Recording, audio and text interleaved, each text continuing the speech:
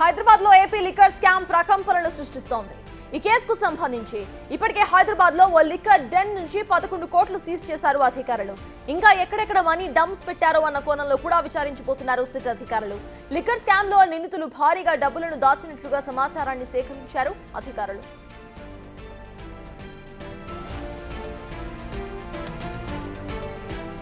హైదరాబాద్ లో ఇప్పటి వరకు మొత్తం 7 డంపులను గుర్తించింది సిట్.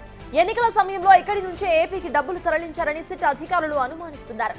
ఇంకా ఈ కేసులో అసలు ఎలాంటి విషయాలు బయటపడతాయోనని ఆసక్తి నెలకొంది.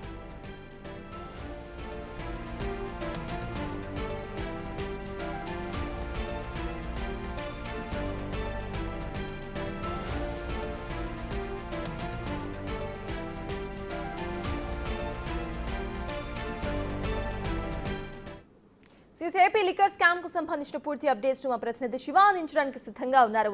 సో శివ, చెప్పండి, ఈ కేసుకు సంబంధించి హైదరాబాద్ లో ఒక లిక్కర్ డెన్ ను గమనించినట్టుగా తెలుస్తోంది. సిట్ అధికారులు ఎలా చూడాలంటారు? అప్డేట్స్ ఏంటి? మొత్తం మీద చూసుకుంటే ఏపీ లిక్కర్ కేసుకు సంబంధించి కూడా రోజుకు ఒక ఆసక్తికరమైన మలుపు జరుగుతుంది. ఒక్కొక్క రోజు ఒక్కొక్క ఆసక్తికరమైన పరిణామం వెలుగులోకి వస్తుంది.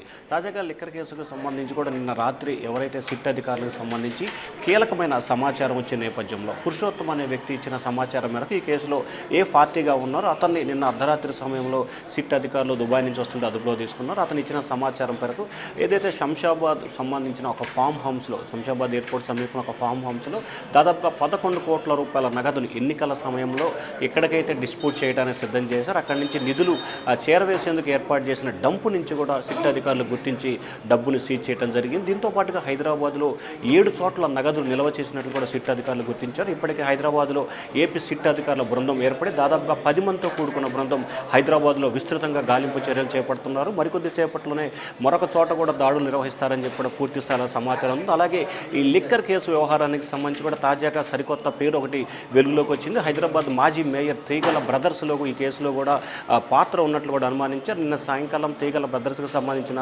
వర్ధమాన్ యూనివర్సిటీకి సంబంధించి అంటే వాళ్ళ కాలేజీలకు సంబంధించి కూడా సిట్ అధికారులు సోదాలు నిర్వహించి అక్కడ కొంతమందిని విచారించినట్టు తెలుస్తుంది. ఈ కేసుకు సంబంధించి తీగల కృష్ణారెడ్డి బ్రదర్స్ని ఇద్దరిని కూడా సిట్ అధికారులు అక్కడ విచారించినట్టు తెలుస్తూ ఉంది. ఈ కేసుకు సంబంధించి మీ పాత్ర ఏమిటి, ఎక్కడెక్కడ నిధులు డైవర్ట్ చేశారు, ఎక్కడెక్కడ నిధులు కేంద్రీకృతం చేశారు, ఎక్కడెక్కడ పెట్టుబడులు పెట్టారు అనే దానికి సంబంధించి కూడా వారిని ప్రశ్నించినట్టు తెలుస్తూ ఉంది.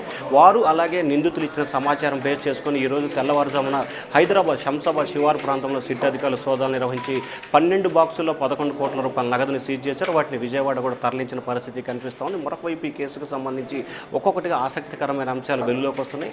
ఇప్పటికే సినిమాకి సంబంధించి బంగారం, రియల్ ఎస్టేట్ వ్యాపారులకు సంబంధించి కూడా కొనుగోలు చేశారని చెప్పి విస్తృతంగా సమాచారం. కానీ తాజాగా కొన్ని హాస్పిటల్స్లో, మెడికల్ కాలేజీల్లో కూడా ఈ నగదుకు సంబంధించి పెట్టుబడులు పెట్టినట్లు కూడా సిట్ అధికారులు ప్రాథమికంగా గుర్తించారు. ఈ అంశానికి సంబంధించి ఇవాళ రేపట్లో మరికొంత ఆసక్తికరమైన అంశాలు కూడా వెలుగులోకి వచ్చే అవకాశం కనిపిస్తుంది. రోజుకు కొత్త పేరు తెర మీదకి రావడంతో కూడా సిట్ అధికారులు సైతం కూడా విస్తరబోయే పరిస్థితి కనిపిస్తా ఉంది. సత్తాస్. Right, thank you Shiva.